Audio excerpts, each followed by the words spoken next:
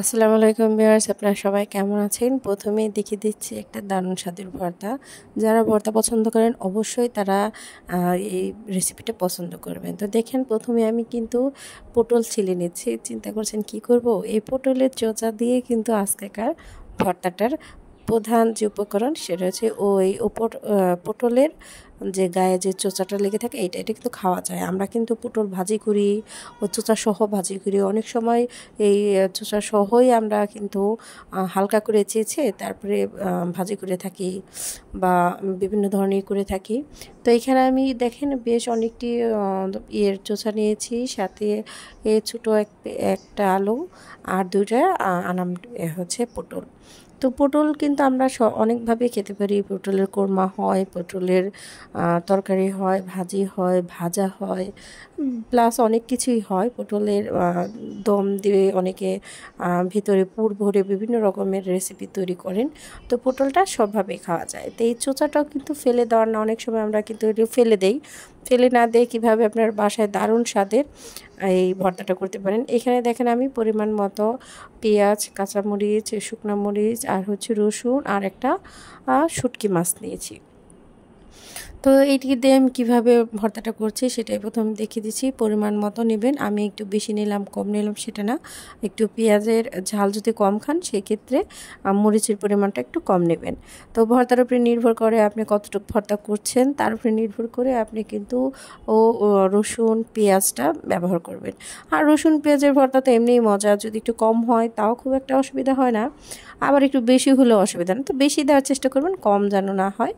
আর ভর্তা বানাতে এই ভর্তাটা কিন্তু বেশি সময় রেখে খাওয়া যায় না। চিন্তা করবেন আপনি কতটুকু করবেন যেন একদিনের মধ্যেই শেষ হয়, বড় জোর পরের দিন, নয়তো এটা খুব তাড়াতাড়ি গন্ধ হয়ে যায়। তো চিন্তা করবেন কিভাবে রান্না কতটুকু করলে তারপরে হচ্ছে আপনার একদিনের মধ্যে শেষ হয়ে যাবে। তো দেখতেই পাচ্ছেন আমি প্রথমে কিন্তু ভালো করে সিদ্ধ করে নিয়েছি, তারপরে হচ্ছে পেঁয়াজ রসুন এগুলো আমি আস্তে আস্তে দিয়ে দিচ্ছি। দেখতে পাচ্ছেন আমি যে টস করে রেখেছিলাম সেগুলো কিন্তু পরিমাণ মতো দিয়ে দিচ্ছি আমার যতটুকু লাগবে।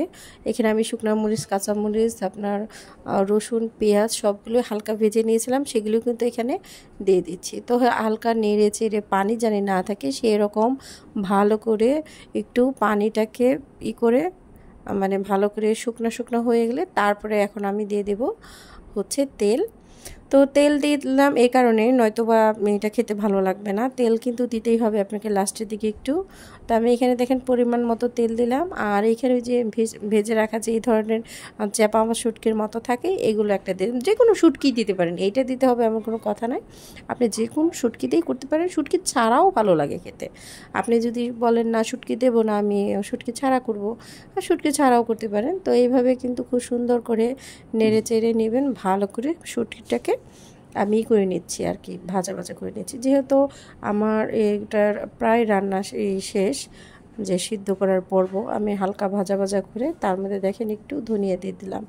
তো এই ধনিয়া পাতাটা যদি থাকে দিবেন, না থাকে না দেবেন, যে কোনো জিনিসই বললামই তো এখানে অপশনাল থাকে। আপনি হয়তো বা শুটকি মাছ না দিতে পারেন, বা আপনার ধনিয়া পাতা না দিতে পারেন, কিন্তু শুধু পেঁয়াজ কাঁচামরিচ হয়ে পেঁয়াজ কাঁচামরিচ বা শুকনো মরিচ বা রসুন দিয়েও কিন্তু এই ভর্তাটা করা যায়। খুবই সহজ কিন্তু খেতে দুর্দান্ত স্বাদের হয়।